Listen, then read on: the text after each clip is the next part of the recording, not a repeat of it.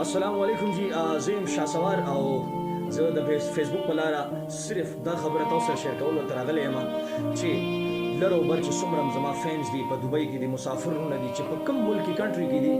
د ټولو چې کوم دی